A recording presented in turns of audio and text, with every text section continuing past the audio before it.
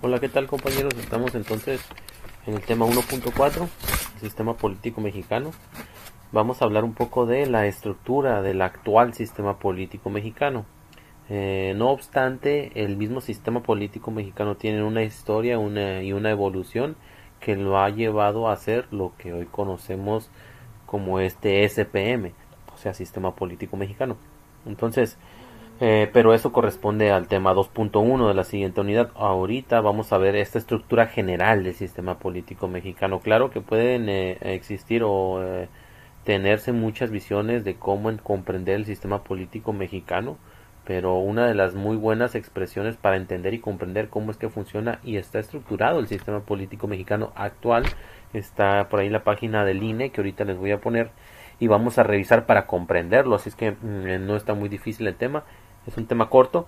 El tema 2.1 de la siguiente unidad, ese es un poquito más largo porque habla sobre cómo ha evolucionado el sistema político mexicano a través de la historia, ¿no? Este habla, no obstante, de la estructura actual, de lo que es hoy en día el sistema político mexicano. Entonces, es el tema 1.4, todavía estamos con la unidad 1 y antes de pasar a la unidad 2 se observa esto, ¿no? Esta estructura del sistema político mexicano. Bueno, entonces, para empezar, una de las principales preguntas es cómo se conforma, cómo se estructura, cuáles son las características principales el actual sistema político mexicano. Bueno, para empezar, tiene tres grandes características. El de República Federal Democrática, República Federal por la forma organizativa. Sabemos también que tiene tres niveles de gobierno: federal, estatal, municipal. Y la República Federal refiere también a las formas de organización territorial y la división política de México, en este caso en los estados y la Ciudad de México. Y democrático en el sentido, el mejor ejemplo de democracia es porque hay votaciones, ¿no? Estas votaciones que te llevan a establecer la figura, en este caso en México, porque así lo establece el sistema político mexicano, de la figura presidencial, ¿no? El presidente es la máxima figura, la cual llega gracias a las elecciones establecidas por la misma democracia del sistema político mexicano, ¿no? Y constitucional porque tenemos un libro, una carta magna con artículos que establece una serie de indicaciones las cuales ofrece derechos y obligaciones, ¿no? Entonces, esas son las principales características del sistema político mexicano, así que cuando les pregunten, ¿cómo es el sistema político mexicano? Para empezar, tienen que recordar estas tres grandes características: es una república federal democrática, presidencial y constitucional, ¿no? Son las principales características. Entonces, ¿cómo se estructura? ¿Qué es el actual sistema político mexicano? Pues bueno, nos vamos a esta página de internet que les pongo aquí y ahorita les explico. Y aquí lo tenemos, la página del INE, Instituto Nacional Electoral, que describe muy bien lo que o cómo se organiza el sistema político mexicano, ¿no? La organización política, a eso se refiere, a todo el sistema, ¿no? Aquí, por ejemplo, esta es la visión de el INE sobre el sistema global del sistema político mexicano, ¿no? Entonces, ¿cómo lo describe? El INE establece que México es una república federal, como ya los mencioné, compuesta por 31 estados autónomos, ¿sí? Con su régimen gobierno interno y un distrito federal. El régimen interno se refiere a la propia constitución o a los propios reglamentos estatales, los cuales también tienen municipios y tienen reglamentos municipales. Y un distrito federal, que ahora conocemos como Ciudad de México, ¿no? Y el poder supremo de la federación se divide en tres poderes, distribuidos entre las siguientes personas. Y aquí está. O sea, para empezar primero a observar o a entender la organización del sistema político mexicano, encontramos la división de poderes, que es el legislativo, el ejecutivo y el judicial, ¿no? Y en el ejecutivo, en el legislativo, perdón, es el que elabora las leyes, ¿sí? Y es gracias al Congreso de la Unión quien las ejerce, ¿no? Y el ejecutivo se encarga de que se cumplan y ahí tenemos la figura del presidente. Y el judicial interpreta las leyes e imparte justicia, ¿sí? Y es la Suprema Corte de Justicia, el Tribunal Electoral del Poder Judicial de la Federación, tribunales colegiados de circuito y los juzgados de circuito. Aquí tenemos todas las características según la división de poderes del sistema político mexicano, ¿no? Y aquí dice, los poderes ejecutivos de la Unión, de los estados y del Distrito Federal, ahora Ciudad de México, son nombrados por 6 años sin posibilidad de reelección y se deposita en el presidente de la república, los gobernadores de cada estado, el jefe de gobierno. Entonces ahí se depositan los nombramientos, ¿no?, del Congreso, de los poderes ejecutivos de la Unión. En cada entidad federativa, esto significa que en los estados, los poderes legislativos se componen de una sola cámara, mientras que el Congreso de la Unión se integra de la siguiente manera. Aquí está el Congreso de la Unión, según el artículo 50-70 de la Constitución, que es una Cámara de Diputados de 500 miembros tenemos, ¿no?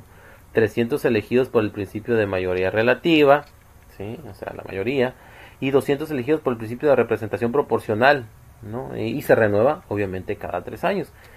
La Cámara de Senadores, que son 128 miembros, y se eligen por el principio de mayoría relativa, una fórmula de 2 candidatos por cada entidad federativa, ¿no? O sea, 2 candidatos por cada estado. Y 32 asignados a la primera minoría, una para el partido que obtuvo el segundo lugar en la elección de cada entidad, y 32 elegidos por el principio de representación proporcional, ¿no? Y se renueva cada año. Esa es la organización del Congreso de la Unión, ¿no?, que ustedes ya saben de hecho, ¿no?, pero aquí estamos dando un repaso para tratar de entenderlo. No olviden que así se organiza el Congreso de la Unión, y esto es muy importante recordarlo. El Poder Judicial, dice, de cada una de las 32 entidades federativas lo encabezan sus respectivos tribunales superiores de justicia, ¿no? Estamos hablando ahora del Poder Judicial. En tanto, el Poder Judicial Federal se organiza de la siguiente manera, y aquí está.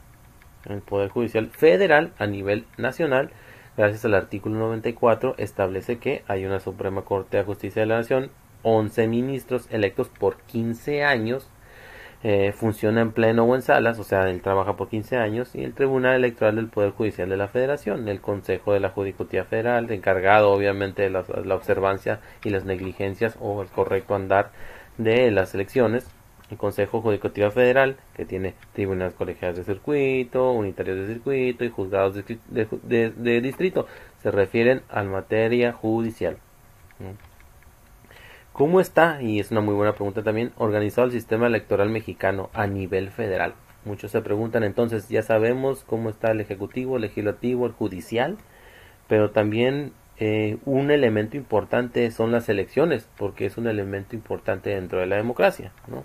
¿Y cómo se organiza ese tema? Bueno, el sistema electoral mexicano a nivel federal lo compone principalmente INE, Instituto Nacional Electoral, una autoridad administrativa regulada por el artículo 40 de la Constitución, el Tribunal Electoral del Poder Judicial de la Federación, una autoridad jurisdiccional que se encuentra regulada por el artículo 99 constitucional, y la Fiscalía Especial para la Atención de Delitos Electorales, ¿no?, este organismo especializado para la Procuraduría General de la República, encargado de investigar los delitos electorales a nivel federal, elecciones federales y principalmente presidenciales, ¿no?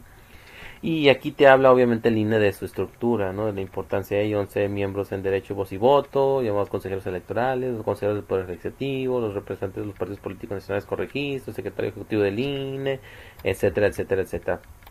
Y obviamente te habla también del sistema de partidos. En México hay un sistema de partidos, ¿no?, que son los partidos políticos, y es muy importante entenderlo.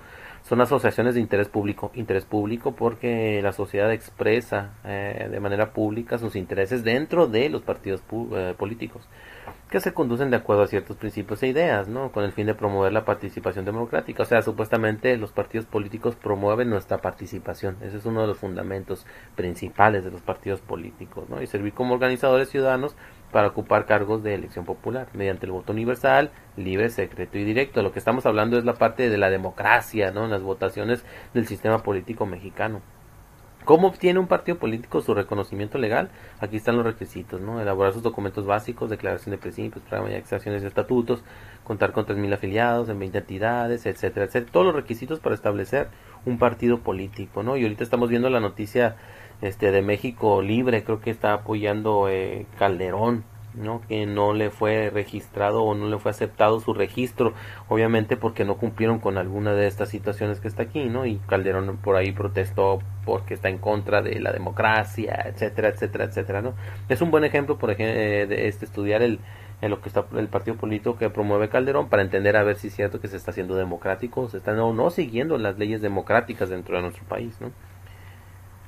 Y aquí sigue explicando, ¿no?, el INE, ¿no?, de qué forma pueden obtener los recursos de los partidos políticos. Establece mucho de la organización política de los partidos políticos, porque los partidos políticos, gracias al pluralismo, ¿no?, el tema del pluralismo hace entrever o comprender que es muy importante la expresión de los ciudadanos, ¿no? Para su gobierno.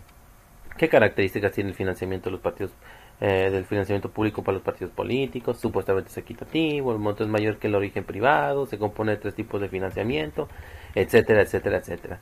Entonces, regresándonos un poquito a lo que establece el INE, esta es la estructura principal. Si quieren encontrar la estructura principal en México, del sistema político mexicano, aquí está.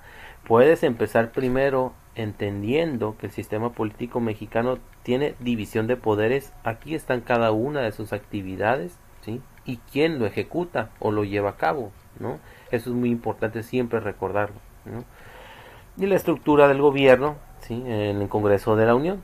Aquí está su estructura, lo pueden también entender y comprender.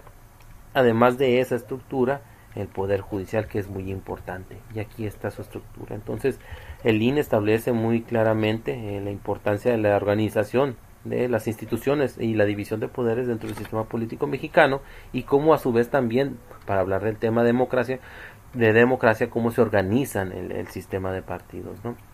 Entonces, hasta aquí llega, estas son las características del sistema político mexicano. En realidad es muy sencillo. En el siguiente tema vamos a ahondar en cómo se forma el sistema político mexicano, la evolución histórica, para comprender de dónde viene y cómo es que tenemos toda esta estructura que explica el INE, ¿no?